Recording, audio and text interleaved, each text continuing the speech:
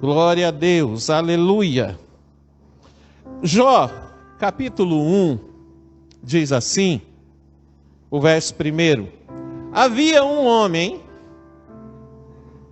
na terra de Uz, cujo nome era Jó. E este era homem sincero, reto e temente a Deus, e desviava-se do mal. Amém? Ou não amém? Algumas versões, ao invés de sincero, fala íntegro.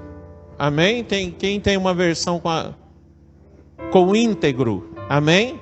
Glória a Deus. É só esse versículo nós vamos ler por enquanto, amados. Quando se fala em Jó, o significado do nome Jó é sempre voltado para Deus. Esse é o significado do nome Jó.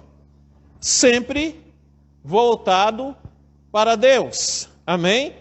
Mesmo nas tribulações, Jó, na história dele aqui, o que a gente vê?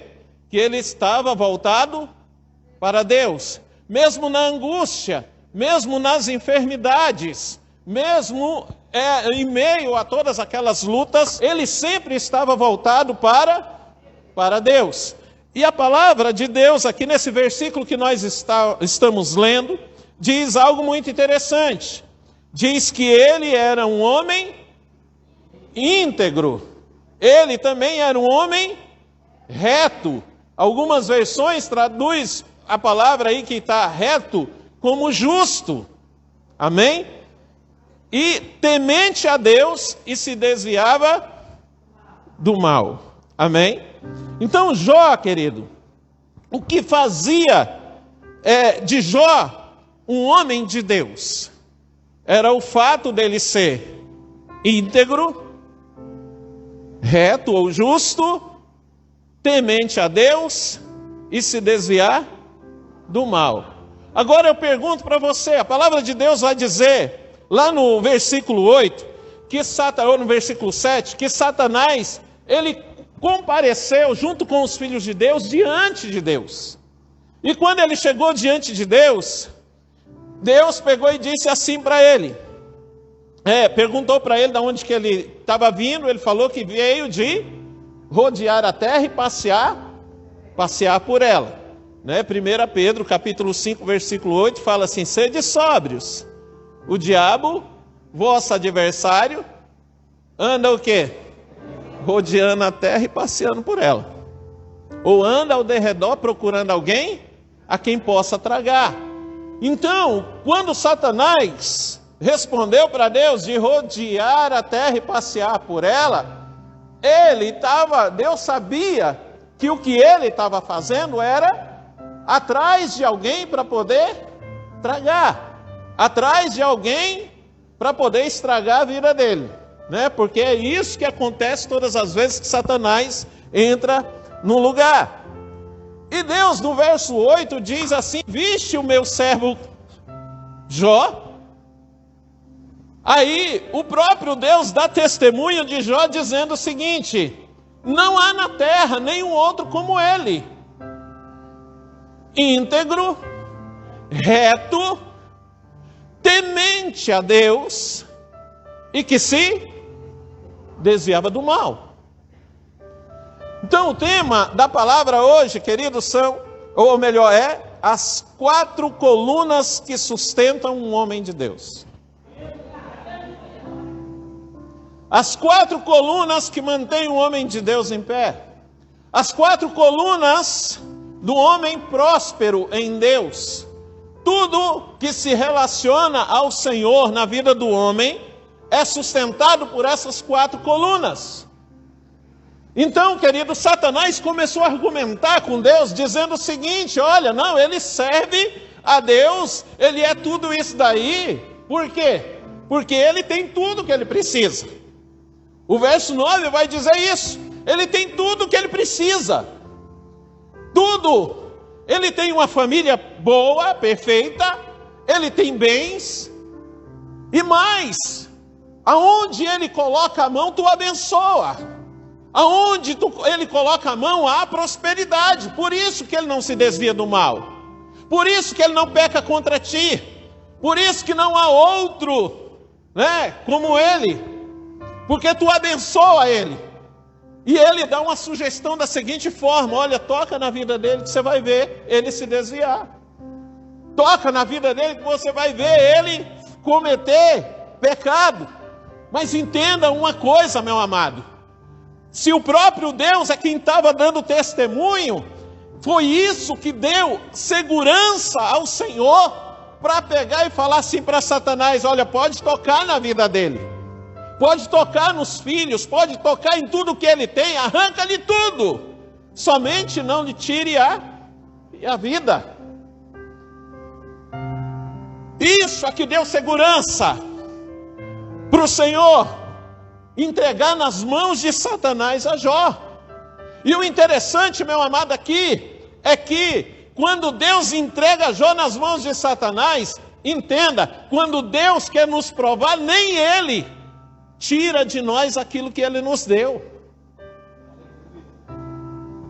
Quando Ele entrega Jó nas mãos de Satanás, Ele diz assim: olha, toca, tira tudo que ele tem, arranca tudo que ele tem. Deus autorizou Satanás a arrancar o que ele tinha. Satanás acreditava que ele iria pecar contra o Senhor, mas a palavra de Deus diz que ele não pecou contra Deus. Ele somente diz: Deus deu e Deus tirou. Nu eu vim a este mundo e nu eu vou sair dela. Bendito seja o quê? O nome do Senhor. Jó não pecou contra Deus. Jó não pecou contra Deus, querido.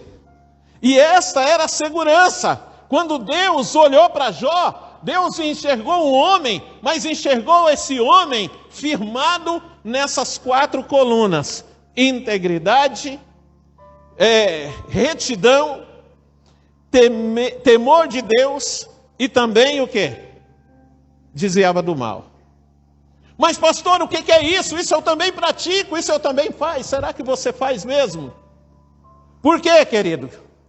Porque olha só, o que é ser íntegro na presença de Deus? Íntegro significa capacidade de se manter honesto, capacidade de se manter inteiro naquilo que crê, capacidade de se manter completo naquilo que crê. Nada tem o poder de desviar a atenção dele quando se trata daquilo que ele crê, do Deus que ele crê. Até mesmo as coisas que ele vê, ele não negocia com aquilo. Íntegro também significa sincera.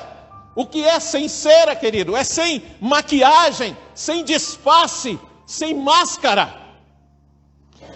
Integridade tem muito a ver, mais a ver com quem você é para os outros do que com quem você é para Deus. Por quê? Porque quando Deus olha para nós, Deus sabe quem nós somos. Deus está olhando para você, Ele sabe exatamente o que você está pensando. Quando Deus olha para você, Ele sabe exatamente o que você está tramando. Quando Deus olha para você, Ele sabe exatamente como que você está se comportando diante da palavra dEle. Quando Deus olha para você, Ele sabe exatamente o que você veio fazer aqui neste lugar. Qual é a motivação? Provérbios 16, versículo 4 diz, versículo 2, diz que os caminhos do homem são retos aos seus próprios olhos, mas Deus pesa o quê? O Espírito. Deus olha para o coração do homem e vê no coração do homem a verdadeira o quê? Motivação dele. Motivação dele. Então, diante de Deus, não tem como nós usarmos máscara.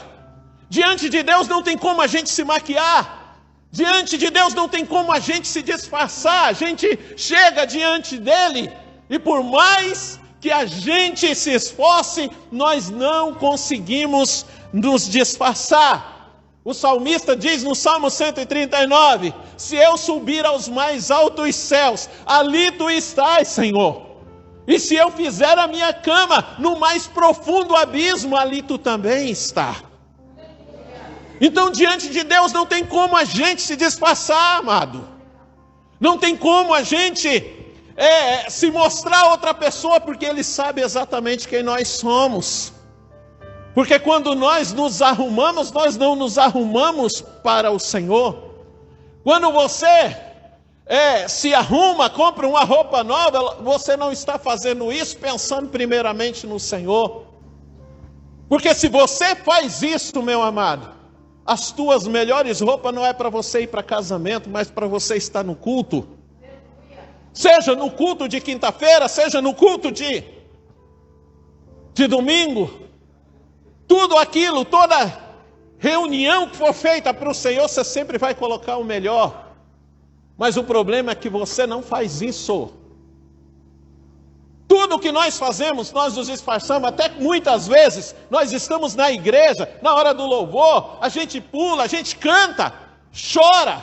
Tem pessoa que chora, mas é um choro forçado para mostrar para o irmão do lado que é espiritual. Na hora dos dízimos, das ofertas, todas as vezes pega um envelope, e todas as vezes que a gente pega os envelopes, aqui tem um vazio, ou 2, ou 3. Isso significa o quê? Que está pegando o envelope e colocando ele vazio aqui para mostrar para Deus que é generoso, ou é para mostrar para a pessoa que ele é espiritual? Para parecer que ele está obedecendo a palavra de Deus. Integridade, meu amado, tem a ver com quem nós somos para o Senhor e com quem nós mostramos ser para as pessoas que nos conhecem, para a pessoa que está do teu lado. Você é casado, meu amado. Aí o teu cônjuge faz uma declaração de amor para você. Então, hoje, agora à tarde, eu vi, minha esposa colocou um negócio no grupo lá. Não é por causa disso não que eu estou falando, tá? Já estava no script aqui. Fica todo mundo maravilhado, né? Nossa, como ama. Não é assim? É apaixonado? Porém, amado, só você sabe o quanto é verdade aquilo. Ou não. O dela é verdade, tá? Então, ser íntegro, meu amado, é a gente ser completo diante de Deus, mas principalmente diante dos homens. Olha que coisa interessante. Por quê? Porque muitas vezes a gente acha que está servindo a Deus, querido, querendo parecer uma coisa para as pessoas, mas sendo outra para Deus. E não é assim que as coisas funcionam. Quando Deus olhava, por que Deus falou para Satanás assim: olha só, você viste meu servo Jó? Não há outro como ele sobre a terra. Sabe por que Deus disse assim para ele? Porque Satanás sabia que o comportamento de Jó era aquele mesmo. Se Deus chegasse aqui na reunião e falasse assim: viste o comportamento do meu servo Jó? Viste meu servo Jó? Não há outro como ele na face da terra. Você que conhece Jó iria olhar para o Senhor verdadeiramente. Deus está falando o quê? Deus não mente. Você está entendendo? Por isso que Deus chama ele de íntegro. Por quê? Porque Jó era o mesmo para Deus, o mesmo para as pessoas, o mesmo para a família. Ele glorificava a Deus em tudo, em todos os seus relacionamentos. Não havia máscara. Você conversa você lê o livro de Jó e você lê as conversas que ele teve com os seus 3 amigos. Você não vê ele mascarando isso. Você não vê ele maquiando a conversa dele. Você não vê ele se justificando.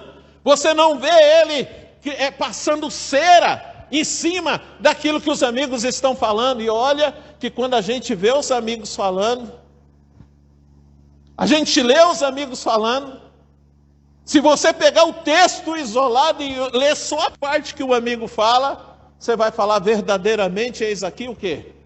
Um homem de Deus.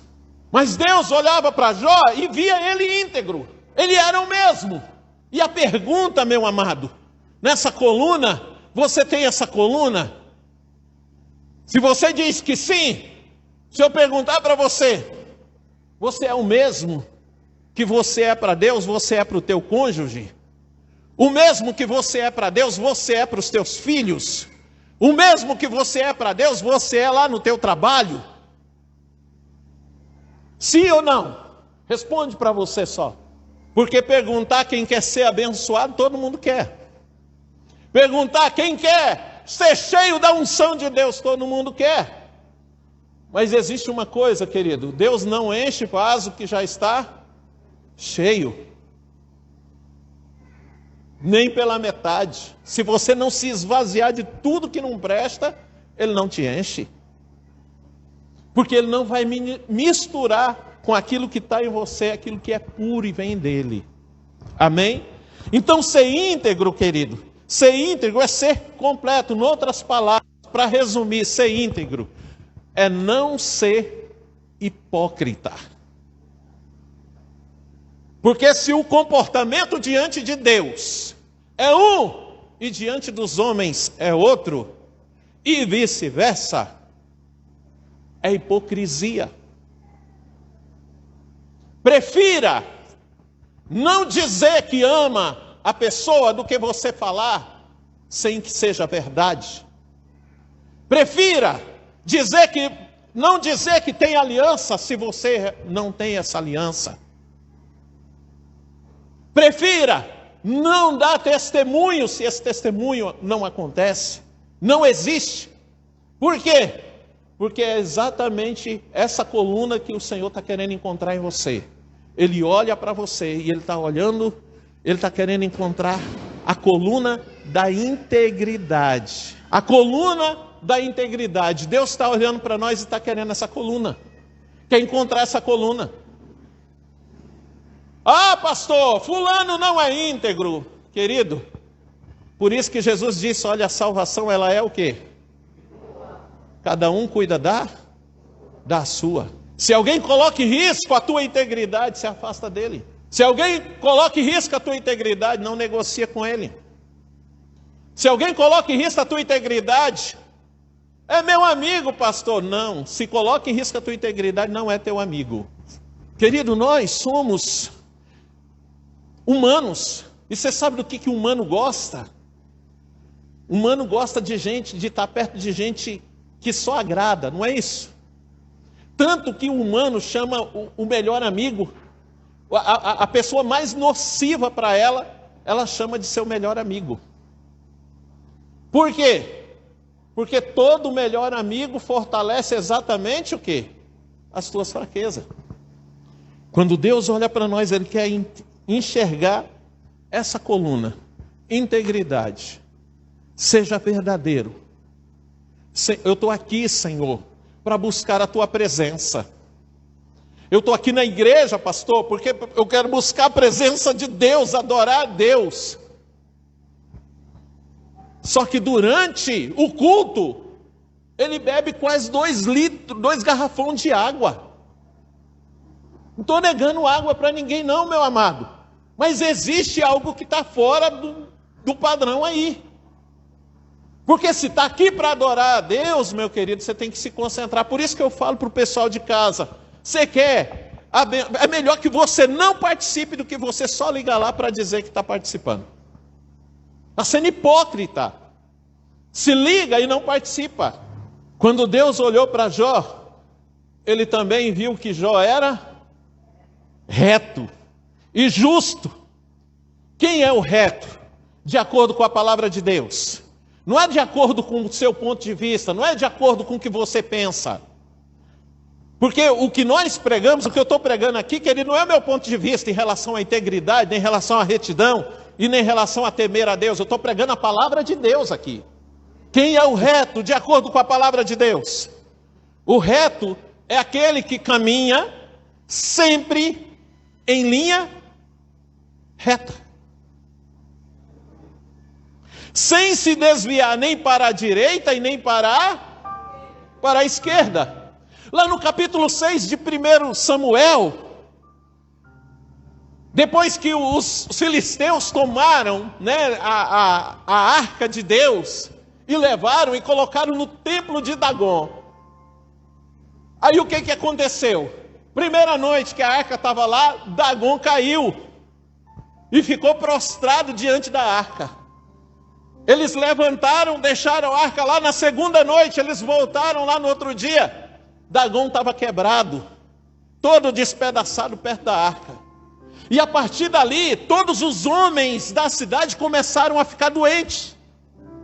E eles ficaram 7 meses com a arca lá em Asdod, da Filístia. E eles ficavam doentes, muitos morreram. Até que eles resolveram fazer o seguinte: olha, nós vamos fazer o seguinte, nós vamos fazer peças de ouro semelhante às úlceras feridas, né? Algumas Bíblias dizem até hemorroidas, e nós vamos colocar essas úlceras de ouro junto num carro novo, puxado por 2 vacas, e nesse carro vamos colocar a arca de Deus, e nós vamos conduzi-las, as vacas e os seus bezerros, as suas crias. Aí, olha o que Deus diz aqui, nesse capítulo. Aí, os príncipes da Filístia iam seguindo o carro de boi, e aí quando eles chegaram na fronteira com Israel, o que eles iam fazer? Eles iriam mandar os bezerros, os filhos, né, os filhotes ali das vacas, por um caminho, e eles falaram assim: se as vacas seguirem pelo caminho de Bet-Semes, nós entenderemos que todo esse mal está sobre nós por causa do Senhor, porque trouxemos para cá a arca dele. E a palavra de Deus diz, querido, que quando eles chegaram ali na fronteira, os bezerros foram por um lado, mas as vacas, os bezerros com fome, mesmo berrando, as vacas olharam para os bezerros, porém viraram para o lado de Bet-Semes.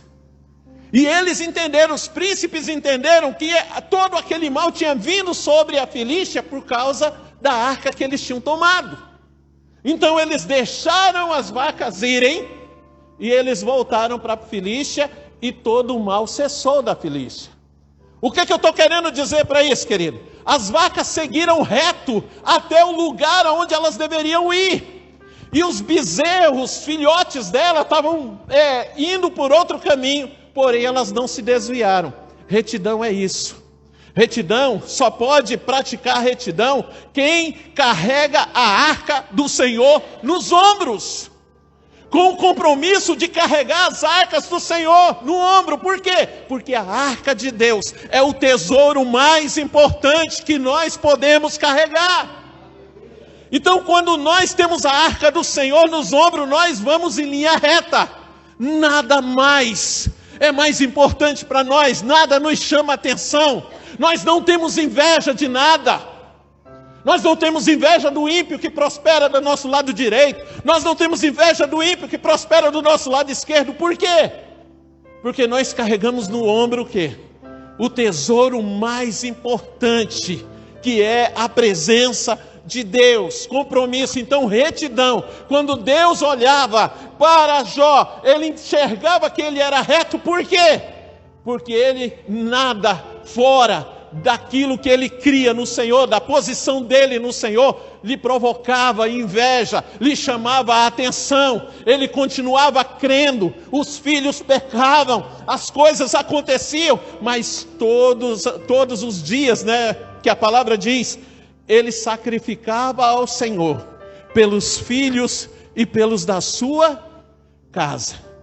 Os filhos pecavam, os filhos gastavam, os filhos faziam atrocidade, mas ele comparecia diante de Deus e oferecia o quê?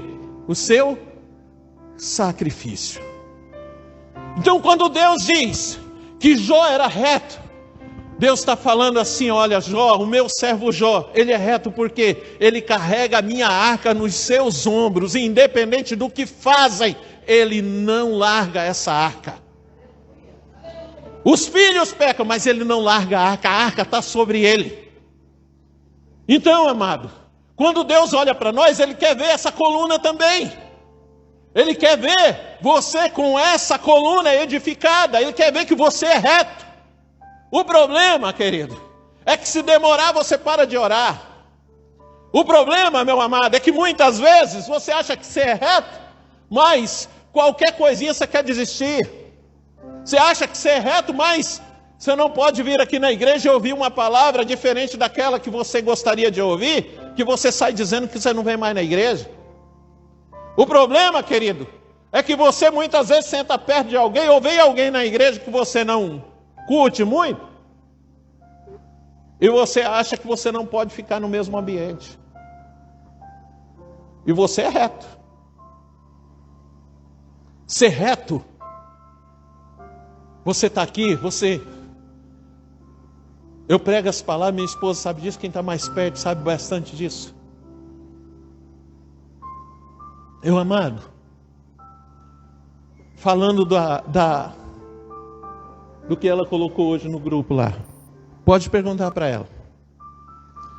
Depois, aquele tipo de coisa lá, só causa alguma coisa no meu coração, se for verdade, amado.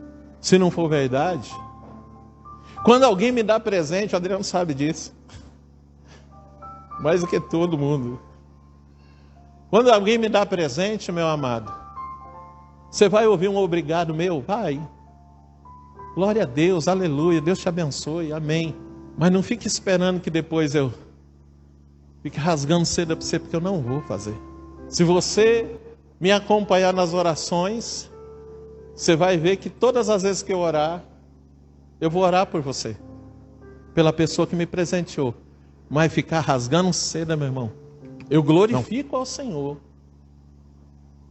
Ah, mas por que você faz isso, pastor? Não pode fazer um negócio desse. Na minha Bíblia diz que eu só recebo alguma coisa se do céu me for dado. Se tu me deu, foi Deus que mandou. Você, o mérito que você tem é que você ouviu o Senhor e obedeceu. Obrigado por você obedecer. Agora eu vou agradecer a Ele que mandou você fazer. Senhor, Ele te obedeceu, Pai. Estende tuas mãos, abençoa Ele. Ser reto, meu irmão, é a gente não se desviar. Carregar a arca, você sabe o que é? Não é você andar de acordo com o teu pensamento. Carregar a arca é você viver de acordo com a palavra. Eu sou reto, pastor. Irmãos, chegou o momento dos dízimos da oferta, acabou a unção, foi embora. É oferta, é isso. Ah, não, essa música de novo no louvor. Que retidão é essa, amado? A arca não tem que pesar. A arca tem que pesar nos meus ombros. Amém? Para mim ser reto, a arca tem que pesar aqui. Porque se eu seguir comprometido com o Senhor, carregando a arca dele, nada que acontecer do meu lado direito, nem do meu lado esquerdo, irá me seduzir. Retidão também tem a ver com aquela passagem, eu não me lembro agora onde está, acha para mim poder informar. Fala assim, aquele que vem após mim, ou melhor, aquele que coloca a mão no arado e tira, não é digno de mim. E as coisas que eu mais vejo ultimamente são pessoas que querem servir a Deus, mas não coloca a mão no arado, e quando coloca, por qualquer motivo, tira. O lugar mais seguro para quem tem chamado é com a mão no arado. Não é nem tirar, é olhar para trás. E tem gente que tira. Retidão, amado, é você viver o que a palavra diz. Diz. Palavra de Deus. Retidão é isso. Ser reto é isso. A arca é a nossa maior riqueza. E quando Deus olhava para Jó, ele tinha um monte de coisa. Ele poderia. Você lê, continua lendo Jó, Jó vai falar assim, olha, eu nunca deixei de ajudar os pobres. Eu nunca deixei de ajudar a viúva. Eu nunca deixei de... Qual era a maior riqueza dele? servir a Deus, obedecer a Deus. A riqueza que Jó tinha, meu amado, não era o bem mais importante dele. Como que o senhor pode fazer isso? A prova disso é que ele perdeu tudo e ele continuou o quê? Íntegro, reto, temente a Deus e se desviando do mal. Ele perdeu tudo, ficou doente. Estava lá coçando a ferida com um caco de telha, jogando cinza. A mulher dele mandou ele amaldiçoar Deus e morrer, amados.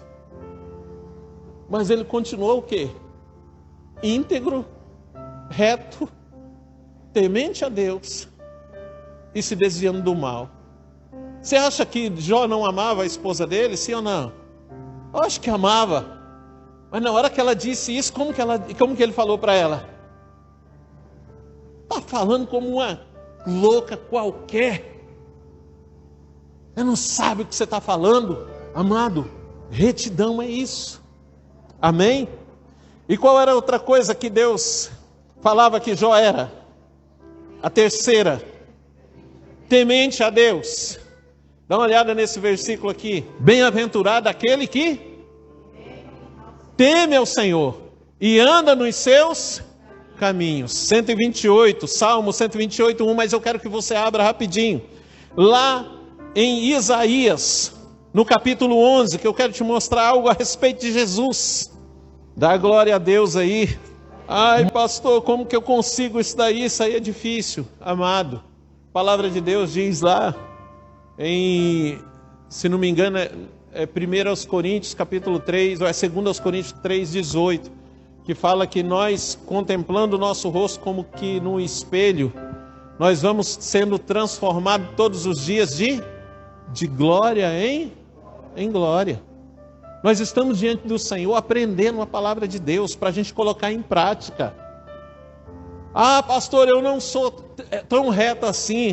Agora você vai procurar ser. Pastor, eu não conhecia essa integridade, porque para mim integridade era orar, era ler a Bíblia. Não, agora você conhece outro conceito de integridade, de acordo com a palavra, você vai viver isso. Amém? Da mesma forma, temor. Ah, eu tenho temor de Deus. Será que você tem temor de Deus? Porque olha só, capítulo 11 de Isaías, no verso 1 diz assim, ó: porque brotará um rebento do tronco de Jessé, e das suas raízes um renovo frutificará. De quem que Isaías estava falando aqui? De Jesus. Ele estava falando que Jesus ia nascer. Aí o verso 12, aí está falando, ó, e sobre Jesus repousará sobre ele o quê? O Espírito do Senhor, 1. O Espírito de sabedoria, 2. O Espírito de inteligência, 3. O Espírito de conselho, 4. O Espírito de fortaleza, 5. O Espírito de conhecimento, 6. E o Espírito de quê? De temor de Deus. De temor de Deus, querido. Desses 7 espíritos, 4 tem a ver com palavra de sabedoria. Porque olha, sabedoria, inteligência, conhecimento e o que mais? Conselho, se não me engano. De conselho. Esses 7 espíritos estavam sobre a vida de Jesus? Sim. Em que momento você via o espírito de sabedoria agindo através de Jesus? Quando ele tinha 12 anos. E ele foi achado aonde? No templo, conversando com quem? Estava conversando com os doutores da lei. Então estava sobre ele o quê? O espírito de sabedoria. Quando levaram ele já todo chicoteado, né? Até Pilatos olha para ele e fala assim, olha, eu tenho o poder de te libertar ou de te condenar. Aí Jesus olha para ele e fala assim, olha, não terias nenhum poder sobre mim se do céu não tivesse sido dado. Que espírito que é esse? É um espírito de entendimento. de inteligência. De inteligência. Quando aquela viúva foi levada, aquela adúltera foi levada para ele, que queriam apedrejá-la, o que ele fez? Duas coisas acontecem aqui. Perguntou para ele e falou: olha, na lei de Moisés diz que quem comete adultério, for pego no adultério, tem que ser o quê? Apedrejado. Mas tu o que dizes? Aí ele responde: aquele que dentre vós não tiver pecado, atire a primeira pedra. Espírito de inteligência. Depois que o povo sai, ele começa a conversar com aquela mulher adúltera. Ele pergunta: aonde estão os teus acusadores? Foram todos embora. Aí ele fala assim: vai, espírito de conselho. Mas querido, o espírito que você vê durante todo o tempo na vida de Jesus, quando você lê a palavra, é o espírito de temor do Senhor. E aqui, no capítulo 11 de Isaías, no verso 3, olha que coisa interessante. Dá a entender que nos 7 espíritos que Deus colocou diante dele, dá a entender que Deus disse assim para ele, falou assim: meu filho, 7 espíritos estão à tua disposição, vou colocar ele em cima de tudo, mas tu vai ter que escolher um para ser o carro-chefe na tua vida. Aí ele escolhe o quê? O de temor do Senhor. Aí no verso 3 fala: e deleitar-se-á, isso Jesus, e deleitar-se-á no temor do Senhor. Aí o temor do Senhor, meu amado, olha que o temor do Senhor provoca, traz como benefício para aquele que teme ao Senhor. Olha só: não julgará segundo a teme ao Senhor, mas para ele o que importa é a aparência. Teme ao Senhor, mas olha e julga de acordo com aquilo que seus olhos estão vendo. Se tem temor do Senhor, a primeira coisa que vai acontecer é: você não vai julgar de acordo com a aparência. Não julgará segundo a vista dos seus olhos, nem repreenderá segundo o ouvido dos seus ouvidos. Ah, não, fulano me falou, não sou amigo mais daquela outra pessoa. Peraí, ouve os dois lados. Ouve os dois lados. Se tu ouviu um, ouve o outro, amado. Agora não fica escolhendo o lado, ouvindo só um lado, ou porque você é mais amigo, ou porque você ganha mais coisas, presente da pessoa para você escolher um lado. Não é assim. Não julga segundo aquilo que os teus ouvidos estão ouvindo. Aí o verso 4, mas julgará com justiça os pobres, e repreenderá com equidade os mansos da terra, e ferirá a terra com a vara de sua boca. Isso significa, querido, que tudo aquilo que sair da sua boca, se ele teme ao Senhor, ele é profeta de Deus. Aquilo que sai da sua boca se cumpre. Agora você olha para um monte de gente: eu sou profeta de Deus, vou ser profeta de Deus na tua vida, mas não teme ao Senhor. Não deixa pessoas que você olha e você vê que elas não temem a Deus. Por quê? Porque quem não teme a Deus, querido, só falta um neonzinho estar na testa dela, dizendo: não temo o Senhor. Porque o comportamento de quem não teme o Senhor é claro. É claro. Então você olhou, não teme o Senhor, não deixa profetizar. Deus vai fazer grandes coisas na tua vida. Está amarrado, Satanás, no nome do Senhor Jesus. Por quê? Porque quem não teme o Senhor não profetiza da parte de Deus, ainda que fale no nome do Senhor. E com o sopro dos seus lábios matará o ímpio. Sabe o que é isso? Tem pessoas que te afrontam. A melhor resposta que você dá, sabe qual que é? Só assopra. Ou significa, não diga nada. Não diga nada. Só assopra. Que sopro é esse? Sabe naquela hora que dá aquela... Você só... Só assopra. Só assopra. Deus vai olhar para você e vai dizer assim: só porque você assoprou, deixa que eu tomo conta dele para você. Quando Deus olha para nós, Ele sabe quem somos nós. Quando a gente profetiza, por que Ele fala assim? Saberás que foi eu que disse, quando o profeta profetizar e aquilo que ele falou se cumprir. Não é isso? Aí tem gente que fala assim: se cumprir exatamente como o profeta falou, foi Deus. Mas o problema é que a maioria das pessoas profetizam assim: Deus vai te abençoar, vai te dar um emprego assim, você vai ganhar assim. Não é isso? Tudo que vem de Deus em relação a isso, que é de Deus e está sendo profetizado por alguém que teme ao Senhor, Deus faz mais do que pede ou pensa. Mais do que pede ou pensa. Mais do que pede ou pensa.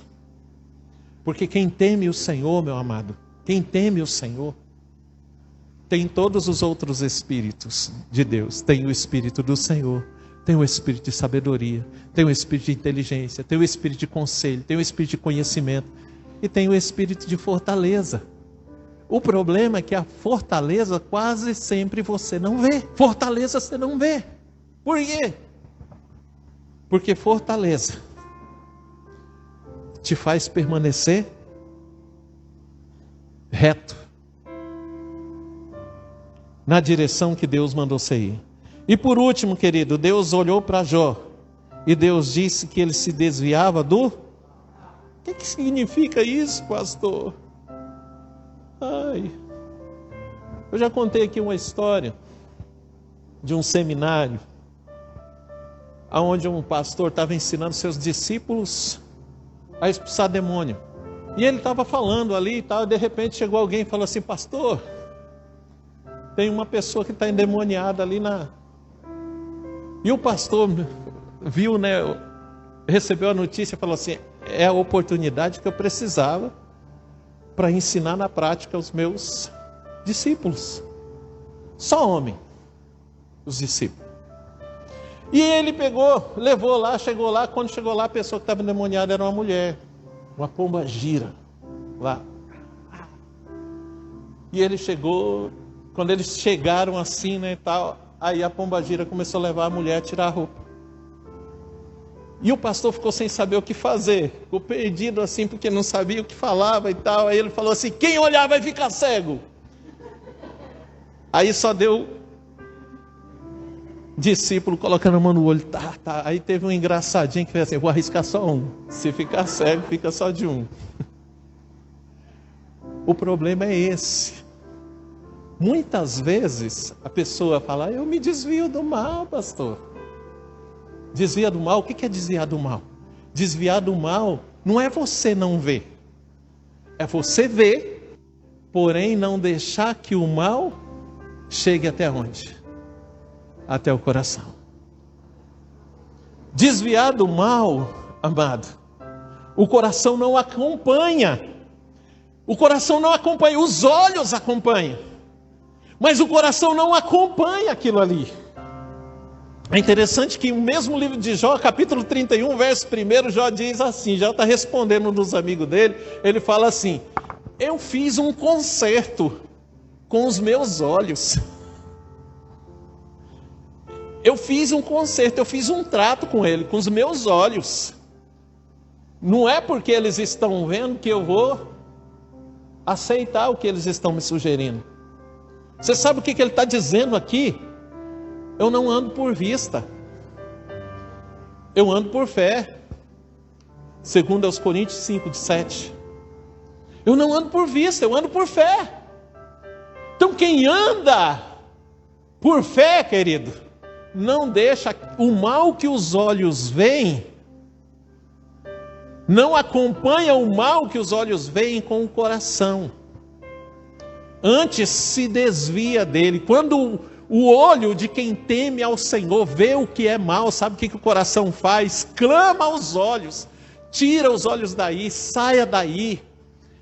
A pessoa que tem temor do Senhor, quando ela vê o mal, ela não se sente bem. Já outras pessoas não. A maioria não. Por quê?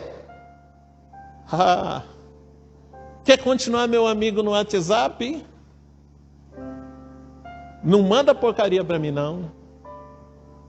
Senão tu nunca mais, para tu falar comigo vai ter que ser só tete a tete.